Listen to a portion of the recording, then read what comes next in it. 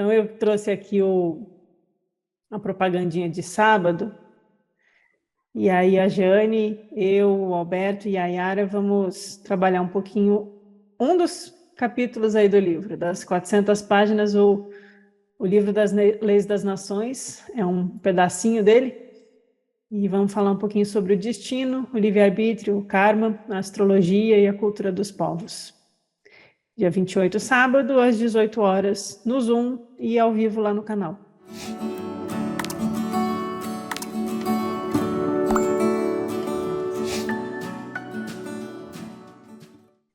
Voltamos, gente, depois de 2 encontros longe do Evangelho de Filipe, voltamos para o Evangelho de Filipe, a gente parou aí no dito 40.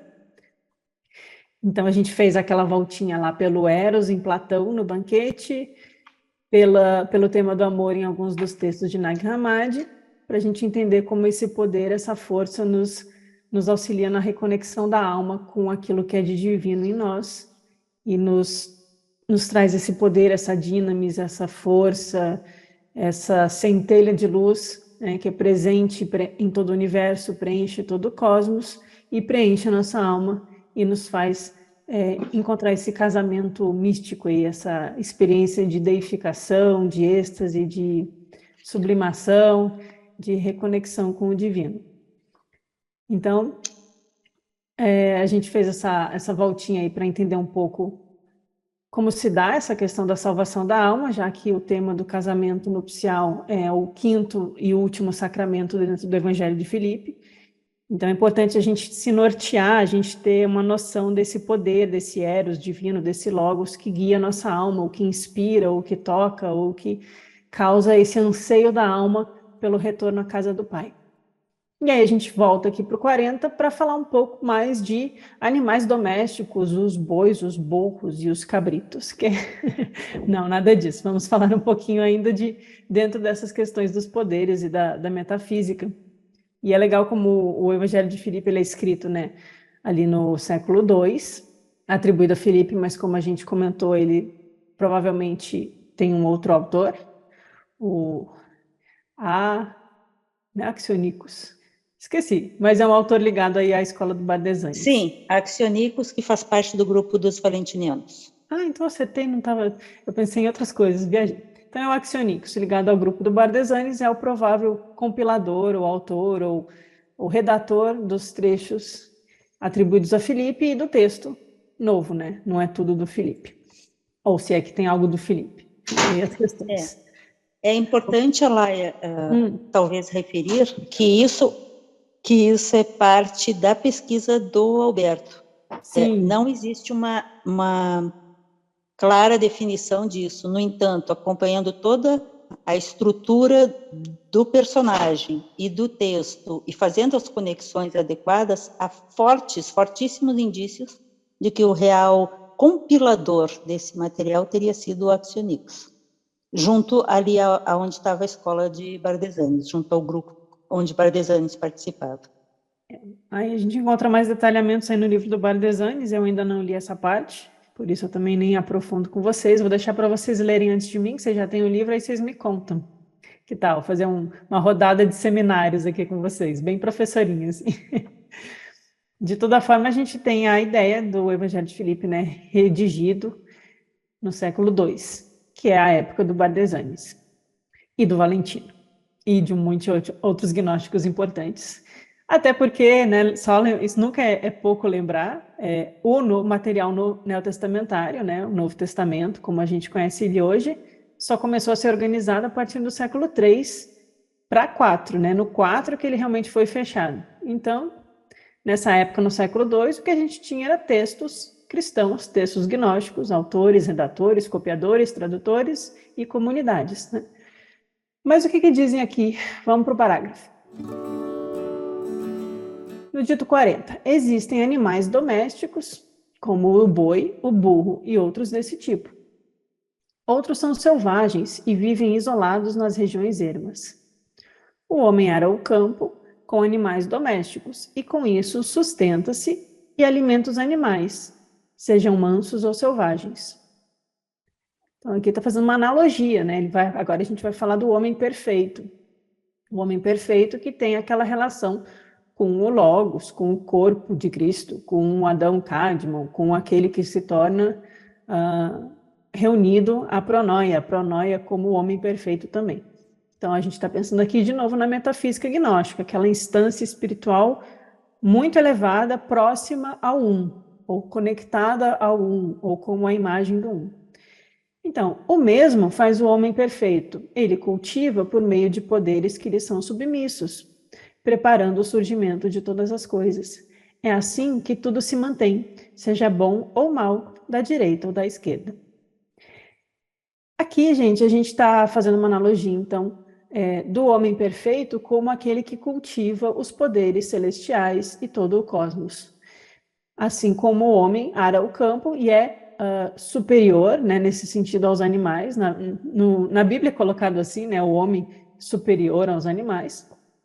Acho que em termos espirituais a gente pode até falar isso, inclusive quando a gente fala, não sei, a gente vai lá ler a doutrina secreta, a gente vai falar da aquisição da mente por parte do ser humano, né, a mente mais racional, a mente com capacidade intuitiva, e o animal ainda ali no meio termo, é mais psíquico, mais emocional, mais reativo, né, mais preso aos sentidos.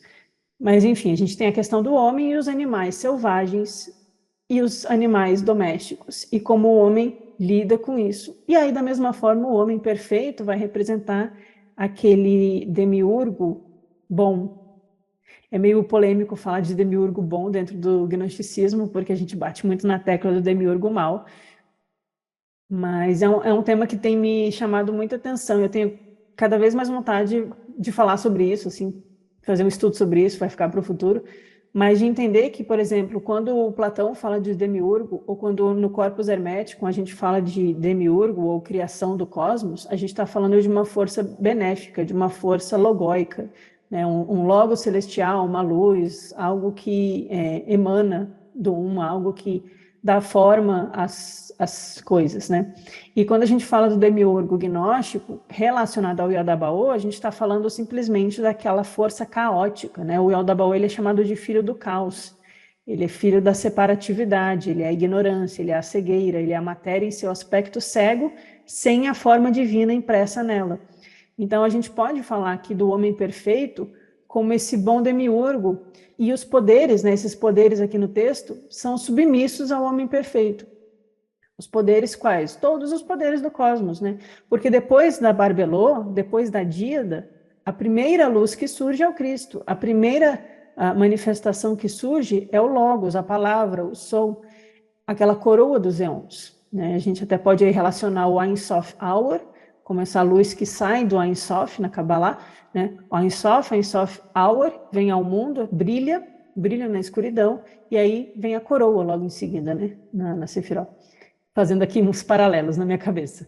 Mas a gente tem, então, essa ideia de um Logos criador, desse Cristo como a coroa dos éons, aquele poder que está junto com a primeira luz, né? Lembram das 4 luzes antes do surgimento da Sofia e do Yaldabaoth, o Elelet, o Oroyael, da Veitai e o Armozel, que a gente viu semana passada, as 4 luzes que, junto com Cristo, formam ali a constituição dos poderes, das virtudes, das verdades do pleroma divino.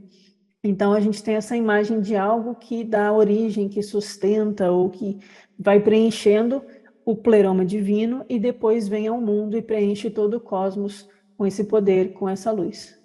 Então, o texto me parece que está dizendo que assim como a gente tem esses poderes menores subjugados a nós, e a gente alimenta, inclusive, os selvagens e os domésticos, né, os animais, fazendo um paralelo, o homem perfeito, ele também cultiva o mundo, e ele prepara o surgimento de todas as coisas. E aí o prólogo do Evangelho de João vai fazer sentido, né, do princípio era o Logos, e tudo foi feito por meio dele, sem ele nada foi feito, né? Esse engendrador cósmico do universo, mas ele é um demiurgo, no sentido de criador, que é antes da criação da matéria, antes da criação do mundo material, antes do cosmos onde a gente nasce e se torna um ser humano, né? Ele cria o próprio mundo divino.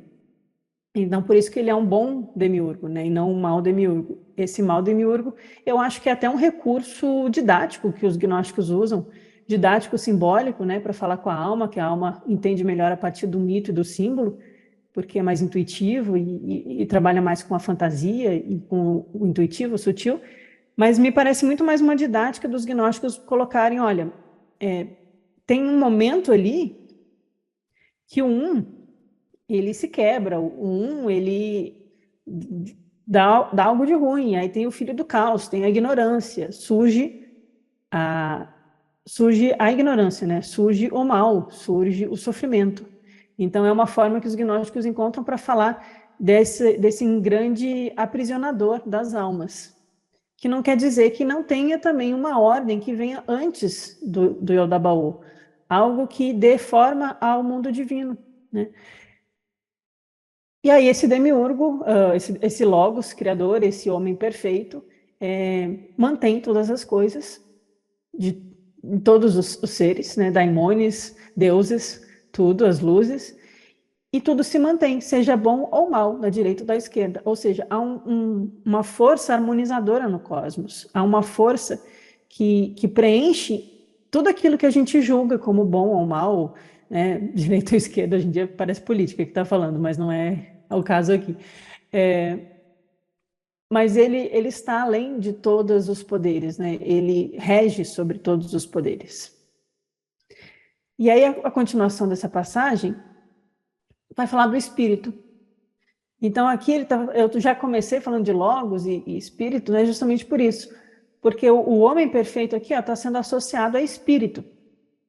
O espírito que cuida de todos e governa todos os poderes. De novo, ele vai reforçar a mesma ideia, os mansos e os selvagens, bem como os que são únicos, pois, na verdade, ele os controla, sempre independente de seus desejos. Aqui a gente pode falar da vontade divina, ou seja feita a vossa vontade do Pai Nosso, né? Aquela vontade divina que está em nós e que, na verdade, governa a nossa alma, independente dos nossos desejos, porque é a pura perfeição em nós. Só que ela vai sendo obscurecida, né, pelas forças dos arcontes, como a gente vê nos mitos. Mas ainda assim, ela está presente em todos, né? Todos, mansos ou selvagens.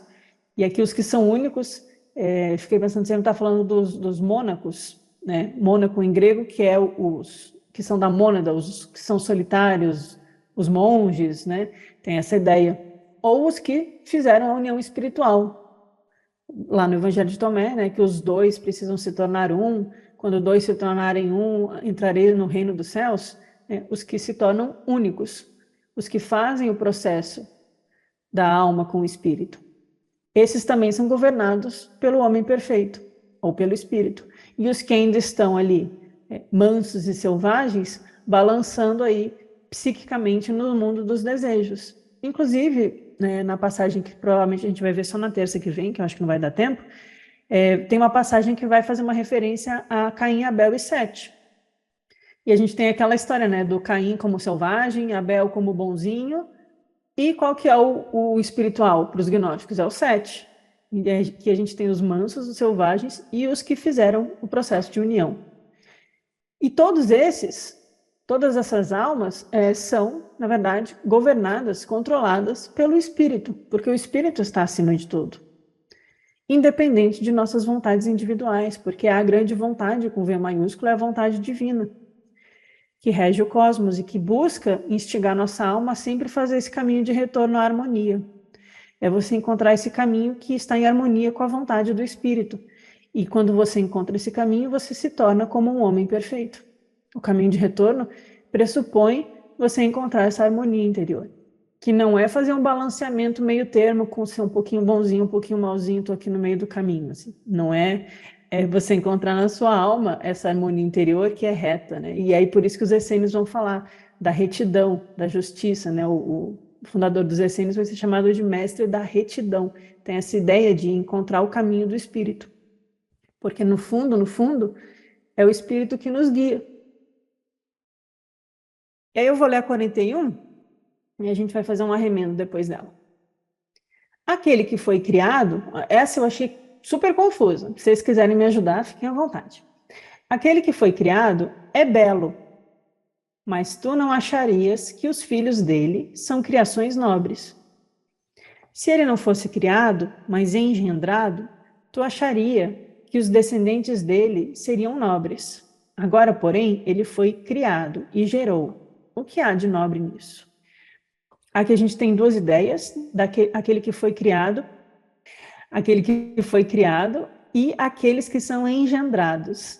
E tem a questão da nobreza, os que são nobres e os que a gente não acha nobre. Até a pergunta final aqui, eu não sei se ele está perguntando assim, o que há de nobre nisso, no sentido de não tem nada de nobre nisso, ou dizendo, olha, tem algo de nobre nisso, você consegue ver o que quer? Engendrar tem mais a ver com elocubrar ou gerar a partir de algo pré-existente. Me passa essa impressão, posso estar enganada. Então, engendrar é aquilo, o Logos engendra o universo, o Logos engendra o cosmos, as luzes são engendradas pelo Logos. Criação lembra mais um produto material, lembra mais uma criação do Yaldabaoth, do demiurgo da matéria, né? Então, criei o Adão e Eva, criei a humanidade, criei os animais, tem uma coisa assim mais dura, mais material. Então, a gente está vendo que aquele que foi criado é belo. Será que ele está falando do ser humano? Como um reflexo do belo divino, né? Que ele é criado à imagem e semelhança? Para os gnósticos isso vale. Mas será que as criações daquele que foi criado são belas? Será que são criações nobres? Mas se ele fosse só aquilo que vem do um, que é engendrado pelo Logos, engendrado do um, aí a gente acharia que é nobre. Mas como tem algo de criação, ou seja, de mistura com a matéria, será que há algo de nobre nisso? É uma pergunta aí filosófica para a gente. O que vocês acham? No neoplatonismo tem muito a ideia daquilo que vem emanado do um. Então vem o nous e vem o logos e a alma do mundo, e a partir da alma do mundo tem uma divisão, tem uma quebra, e aí surge um múltiplo. E o múltiplo, ele já não é emanado, eles já são criaturas, né? Já são seres. Então, me passou também essa dicotomia entre o que vem e o que é só criatura. Jane? Eu vou complicar um pouquinho. Eita. Estou aberta, estou. Eu me arrisco a traduzir alguns desses textos, que eu gosto muito. E, às vezes, é extremamente complexo, porque eu só leio a partir do inglês, eu não leio copto. E os caras que traduzem do copto, seja para o espanhol, para o inglês, para o alemão, para o francês, também, às vezes, não entendem nada do que estão lendo. Então, a Laia e eu já trabalhamos muito com vários desses textos. Às vezes, a gente fica em cima de um parágrafo muito tempo, tentando buscar em outras fontes semelhantes, como, por exemplo, o Tiago estava falando, os 7 sermões do Jung, você encontra outros elementos que te ajudam a, talvez, entender o que está aqui. O que eu quero chamar a atenção? Vejam que as duas primeiras palavras estão entre parênteses, portanto, era um buraco que ele mais ou menos tinha alguma coisa que dava para entender que a tradução seria aquele que. E se ao tinha invés algumas de ser letras. e se fosse, ao invés de aquele que, era alguma coisa como o aquilo? É outro contexto. Era belo, mas aqui talvez não quebre tanto. Eu sinceramente achei muito complicado entender que o que é criado, pensa-se, seus filhos não são nobres, enquanto que o que é engendrado, pensa-se que seus filhos sejam nobres. Mas qual é a diferença em termos de copto entre criado e engendrado, que é justamente a discussão que vocês estão fazendo? Essas duas palavras são bastante usadas nos textos gnósticos, muito usadas nos textos gnósticos. E nem sempre os autores usam a mesma palavra para traduzir a mesma expressão. Ou seja, talvez um Fica outro como tradutor... sinônimo, né? É tudo sinônimo. Exatamente. Aí, talvez um outro tradutor, e eu dessa vez não olhei, às vezes eu olho os textos, o próximo parágrafo que a Laia vai trazer, nesse momento eu estou de cama, então não estou olhando, talvez um outro autor colocasse que o que foi engendrado tem filhos não nobres e o que foi criado tem filhos nobres. Mas dá a impressão dessa linha de raciocínio que você, a Laia e o Tiago colocaram, que talvez o que está aqui traduzido como engendrado seja isso que está além, enquanto que o criado é dependente daquilo que já foi gerado. Daqui a pouco vocês vão ver um exemplo de um exercício de tradução que eu fiz aqui do grego, Vocês vão entender bem qual é o problema.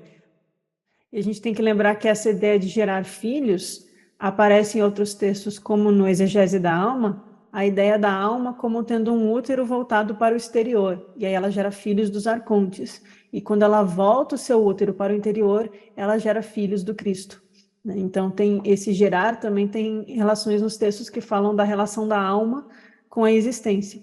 E o Ivo comentou aqui no chat que na criação do homem, podemos lembrar da criação do homem, que só quando ele foi engendrado pelo Espírito, o Cristo Logos, foi que ele se tornou vivo. Que só o homem engendrado teria o governo sobre até mesmo os animais. E aí lá no mito do apócrifo de João, e no Gênesis bíblico, a gente tem a ideia do Adão se arrastando pela terra como um corpo meio inerte e animalizado, meio sem vida, até que o Cristo e a pronoia têm piedade do ser humano e vem e preenche a humanidade, dota a humanidade da centelha divina, da centelha crística, do poder da luz. Lá no Pis Sofia vai ser chamado o poder da luz, que vai ser um dos constituintes do ser humano. Então, todo o texto gnóstico aqui, a gente tem um intertexto, um texto no fundo, tem um monte de coisa aqui que a gente pode ir tirando com algum esforcinho. Às vezes a gente vai se enganar, mas às vezes a gente faz boas conexões também, acho.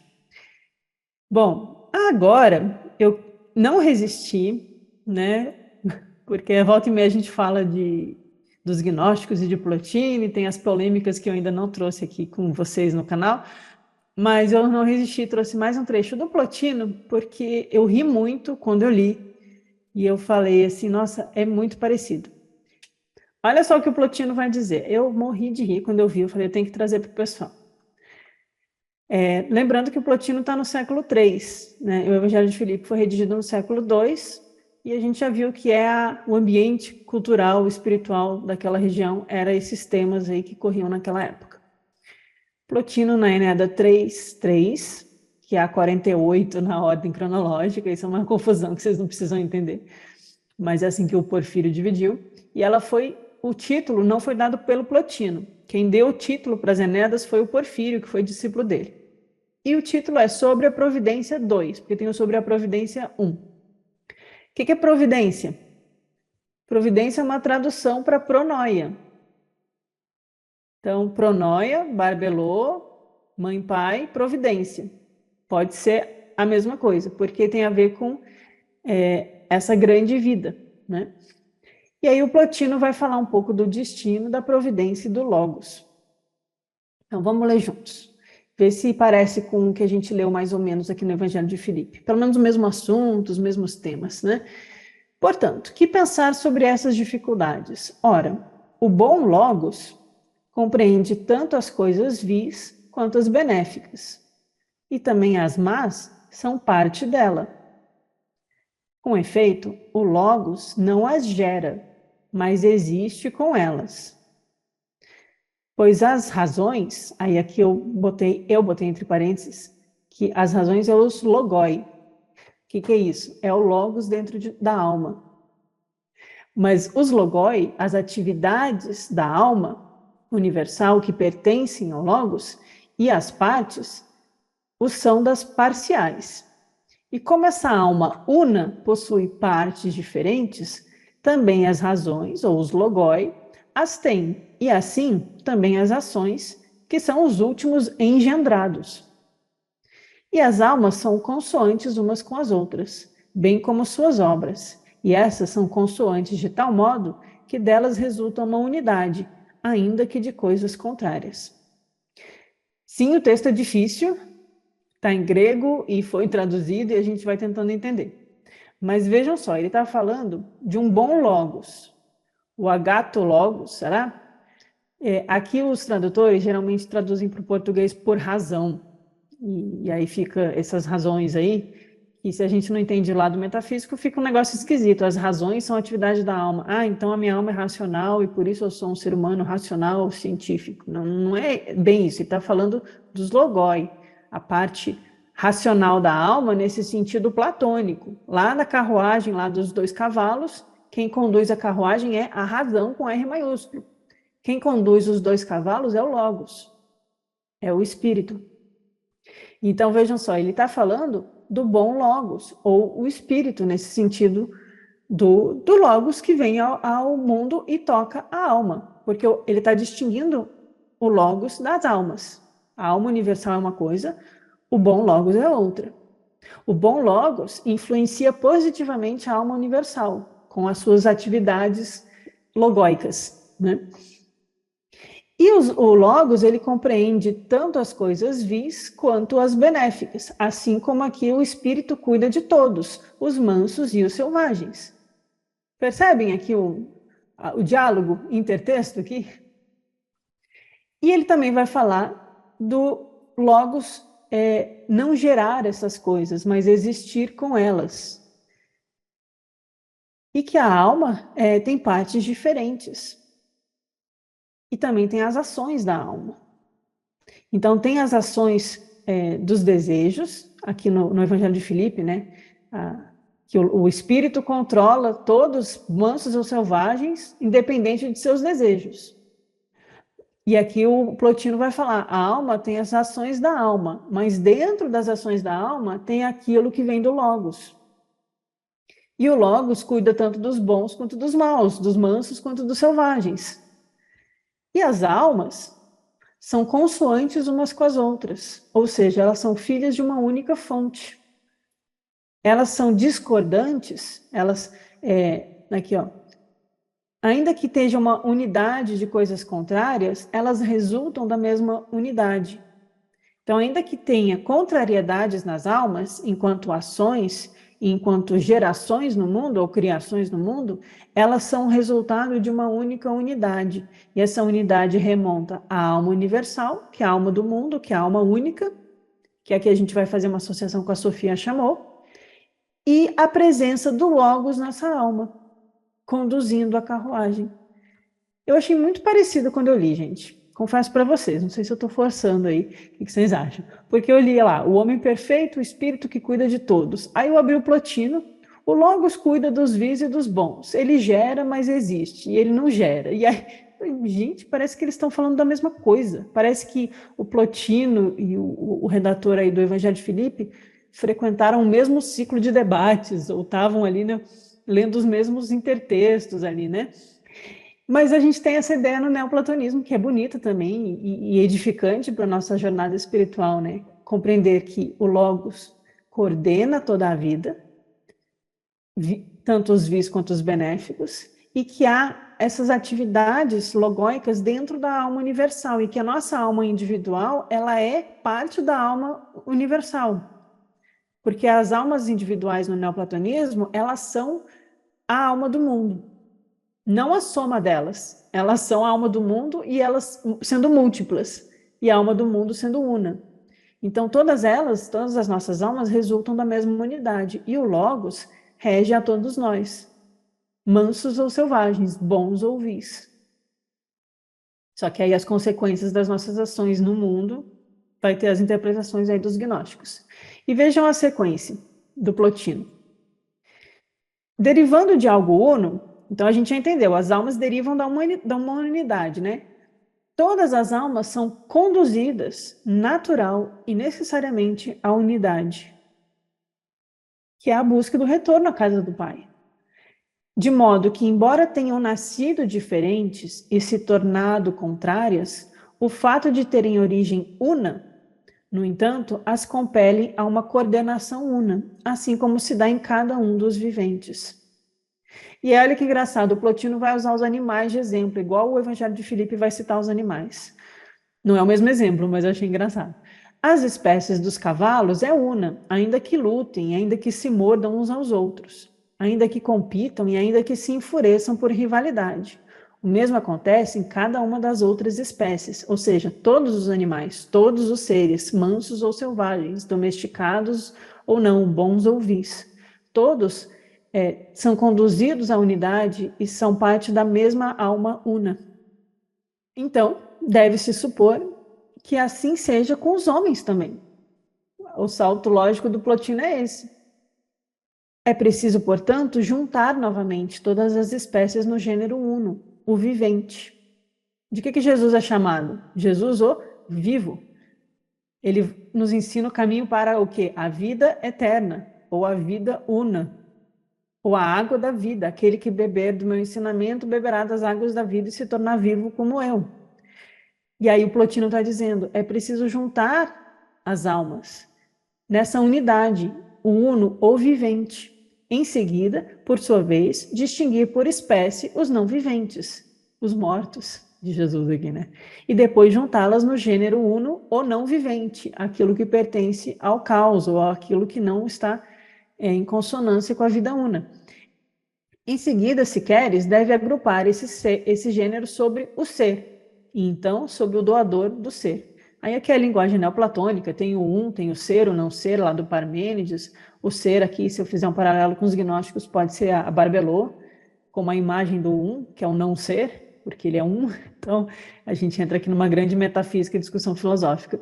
Mas eu só queria chamar a atenção de como o neoplatonismo e o Evangelho de Filipe e os grupos gnósticos estão dialogando os mesmos temas, às vezes discordando, sim, mas falando da alma do mundo, da alma universal, do Logos, de como o Logos está dentro das ações da alma, de como eles são a alma tem atividades logóicas, ou preenche a alma, e todos os seres, apesar de serem divergentes e apesar de brigarem uns com os outros e terem rivalidades e como os cavalos se morderem, no fundo eles são conduzidos à mesma unidade, porque são filhos da mesma alma universal, né?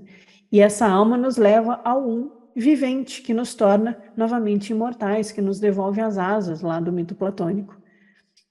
E isso me leva a pensar quando tanto o Filipe quanto o Plotino falam dos vis e dos bons, ou dos mansos e dos selvagens, que é novamente a questão do amor universal, do altruísmo, sem pieguismo, da verdadeira compaixão, que o budismo vai chamar de bodhicitta, né? A mente altruísta, a mente compassiva, que é uma parte da compreensão dessa unidade.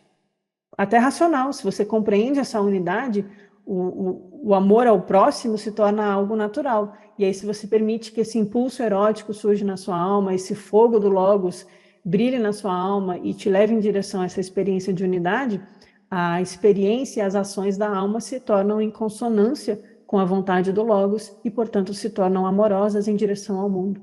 Então, tanto os vis quanto os bons, a gente costuma dizer, né, que o algoz se torna vítima na vida seguinte, né? Porque quando você faz o mal, você está fazendo mal a si mesmo.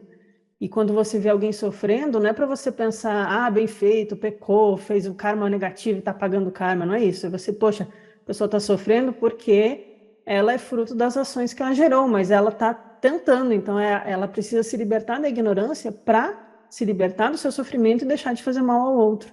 E assim a gente tenta fazer um exercício prático aqui na nossa vida diária, de olhar alguém sofrendo e sentir compaixão, e não punitivismo, não mandar um bem feito, como eu vejo em alguns grupos espiritualistas, e desejar que aquela pessoa, a partir do seu sofrimento, encontre respostas e saídas para modificar a sua realidade dentro do possível. E é quando a gente vê alguém muito mal, alguém que parece ser sem alma, sem coração, né, agindo e fazendo coisa errada no mundo, a gente também não deseja que ele continue perpetuando essa maldade, né, e deseja que ele se liberte de sua ignorância, se liberte da sua raiva, do seu ódio, da sua intolerância, do seu sofrimento, porque no fim ele também vai ser causa do seu próprio sofrimento no futuro, né? Então a gente tem essa noção de que o Logos é uma luz que brilha para todos e que ele está nas almas, tanto as vis quanto as benéficas, e que nós somos parte de uma mesma alma universal, é um exercício também do Eros como um amor divino que a gente tenta resgatar a nossa alma e de todos os nossos irmãos no cosmos em direção a essa mesma única unidade. Única unidade sou mal, mas era isso a reflexão. Quando a gente pensa aí na vida una, na alma universal, em como nós somos um, nesse sentido, a gente também vai falar do adoecimento da alma do mundo. A gente também vai falar do adoecimento do planeta, sem entrar em teorias conspiratórias, que vocês sabem que eu não entro nisso, sei cada um por si. Mas a gente vai falar desse adoecimento coletivo e perceber que quando a gente odeia outra pessoa, que às vezes é uma pessoa que está fazendo maldade, a gente também está colaborando para essa vibração de ódio no planeta. Então, a gente tem que desejar que ela pare de fazer o mal, que ela seja contida, às vezes, né, no mal que ela está fazendo, mas aí a gente vê, por exemplo, eu não quero me alongar nisso, mas os exemplos dos presidiários lá na Suécia, na Finlândia, que estão saindo, está fechando prisão, porque aí o tratamento humanitário, o restabelecimento da humanidade e tal, porque a gente não quer só... quando a gente quer punir a pessoa, simplesmente, a gente está querendo vingança, a gente está querendo que a pessoa sofra. Quando a gente quer um mundo melhor e que aquela pessoa seja reabilitada ou não faça mais mal, a gente está buscando, então, ferramentas com sabedoria, não é para ser permissivo com a maldade, mas é você buscar encontrar a humanidade daquela pessoa e dar alguma forma dela não gerar mais karma negativo para si mesma. Porque se os animais aqui se enfurecem por rivalidade, se mordem uns aos outros, no fundo, eles são ainda a mesma alma una, eles são a mesma vida una. Então, quando eu desejo mal para o outro, eu estou fazendo mal para mim mesmo. Quando eu permito que o outro continue a fazer mal e fecho os olhos e digo, lava as mãos, não é comigo, eu estou fazendo mal para o planeta e para mim mesma. Então, essa autoobservância das minhas ações, mas também o engajamento em tentar ajudar o mundo, faz parte da gente tentar restituir a alma do mundo ao seu aspecto logóico, devolver a alma do mundo ao seu casamento com Cristo. Porque somos, sim, a mesma alma. Se a gente for seguir os gnósticos e os neoplatônicos, e eu, na minha opinião, acho que eles estão falando algo de verdade e não só uma teoria maluca, para mim isso é verdade, então eu vou botar isso em prática na minha vida. Enfim, era só uma reflexão que me veio aí com as falas de vocês. Queria partilhar também. Queria mostrar para vocês uma coisa curiosa, quando eu estava preparando a aula, mais uma partilha aqui. Quando eu li esse texto do Plotino, a primeira palavra em vermelho aqui que eu destaquei, o bom logos compreende tanto as coisas vis quanto as benéficas, ok? Então, o bom logos, isso aqui fui eu que interpolei na tradução do tradutor para o português. Essa tradução aqui, ela foi feita por um acadêmico que traduziu do grego para o português. Então, a gente tende a achar que legal, veio direto do original, né? Não estou falando mal dele, é só para vocês verem como, quando a gente não se atenta para o aspecto metafísico e atemporal da tradição e do ensinamento, a gente acaba induzindo o nosso leitor a entender como é só mais uma palavra em português aqui no meio do texto, e não algo importante sendo dito, né? Então, uma coisa é eu falar do bom logos, outra coisa é eu falar da razão com R minúsculo. Porque eu posso dizer, a razão produz pensamentos racionais e coerentes com a lógica. Agora, eu dizer, o logos produz pensamentos na alma, é uma coisa bem diferente, concorda? Então, quando eu li o texto dele, encontrei o seguinte, esse aqui eu peguei uma tradução do inglês, mas estava igual a do português. Em inglês, ele estava assim, né? O princípio racional universal inclui tanto as coisas boas quanto as más. Então, aqui, princípio racional universal. Em português, estava a razão universal. Então, vejam com outros olhos. A razão universal compreende tanto as coisas vis quanto as benéficas. Com efeito, a razão não gera, pois as razões são uma atividade da alma. Vejam para nossa mente século XXI, racionalista, pós-Descartes, pós-Kant, pós-iluminismo, que pensa, raciocina dentro de um ambiente acadêmico, né, da mente concreta e não abstrata e não intuitiva, a gente lê que a razão compreende as coisas boas e más. E a razão não gera as coisas, a razão são uma atividade da alma. Agora, o que tem de diferente de eu dizer que o logos compreende as coisas boas e más, e o logos é uma atividade da alma? É diferente se a gente pensa em metafísica, é diferente se a gente pensa em linguagem de mistérios, em esoterismo, em tradições iniciáticas. Então, quando eu li em português a razão universal, me deu um negócio esquisito. Eu falei, isso aqui não é razão universal, não. Tem alguma coisa aqui que não está descendo. Que razão universal, gente? Por isso que eu peguei essa imagem aqui para você, porque eu fui atrás do texto grego. Falei, não é possível que seja razão universal. E olha o que eu encontrei. E eu acho, Alaia, que a palavra princípio aí é fundamental também. O princípio tal. O princípio racional é o logos. Sim. Não é uma razão qualquer. Sim, e aí quando a gente lê neoplatonismo e hermetismo e gnosticismo, a gente dá um peso e uma conotação e um entendimento diferente para logos, né? Olha o que está em grego, gente. Vou traduzir para vocês. Aqui está cresta logos. Cresta de Cristo, de Crestos. Crestos, em grego, é um homem bom. Cristo é o bom ungido. E cresta logos, o logos bom. Por isso que eu pus o logos bom. Mas será que é o logos bom? E se eu lesse o Plotino com uma terminologia gnóstica, usando o grego do Plotino? Eu não estou inventando em cima do Plotino. Eu estou traduzindo do grego para a terminologia gnóstica grega. O que vai ficar? O que pensar sobre essas dificuldades? Ora, o Logos Christus compreende tanto as coisas vis quanto as benéficas. Aí eu vou dizer para vocês, olha, gente, o Plotino falando de Logos Christus, porque o que está escrito em grego é cresta logos. Cresta, da mesma raiz de Cristo. Cresta quer dizer o bom. Cristo quer dizer o homem, o Cristo quer dizer o homem bom. Cristo é o Logos bom ungido, ungido pelo Espírito, né? Então, a gente pode falar no Evangelho de João do Logos, gerador de todas as coisas. No princípio era o Logos estava com Theos, e tudo foi feito por meio dele, sem ele nada foi feito. E aí eu venho para o Plotino e eu falo, o Logos Christus compreende tanto as coisas boas quanto as más, e tudo é parte dele, né?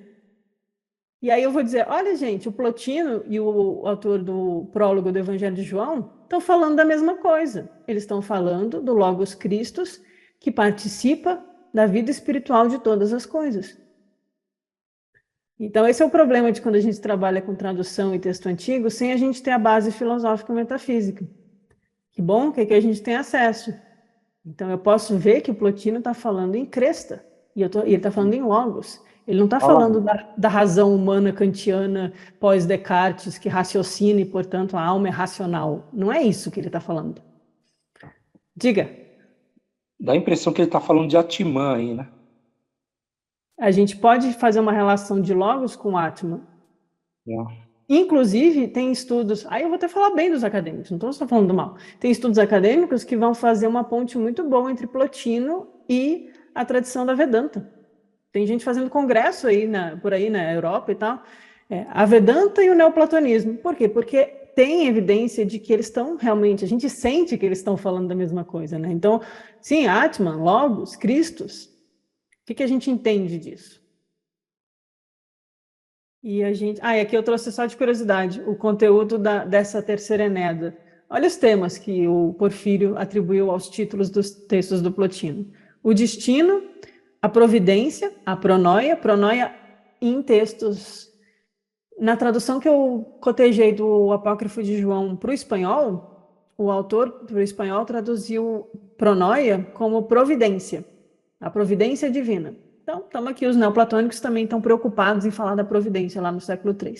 Então, o destino, a providência, o nosso espírito guardião, lembra um pouco o nosso estudo do Logos, do Eros? O espírito guardião, o amor, a impassividade do incorpóreo, a eternidade, o tempo, a natureza, a contemplação e o uno, e considerações isoladas.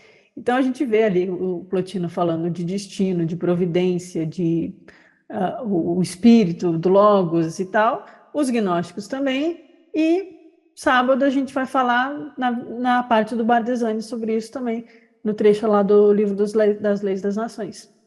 Então, eu achei que, olha só como tudo se conecta. Está todo mundo no mundo antigo ali tentando entender esses assuntos. Não é casos isolados ou só esse filósofo. Às vezes, nesses meios tem, né? Esse filósofo foi inovador, ele foi o único que falou disso. O único nada. Você começa a ver as literaturas apócrifas, os oráculos caldaicos, os hinos órficos, os textos do Bardesanes, aí você fala, olha só, está todo mundo em diálogo. Não são comunidades uma contra a outra, né, discutindo. Estão em diálogo, isso é bonito. Então, a gente pode crescer juntos com esse diálogo e aprender com eles.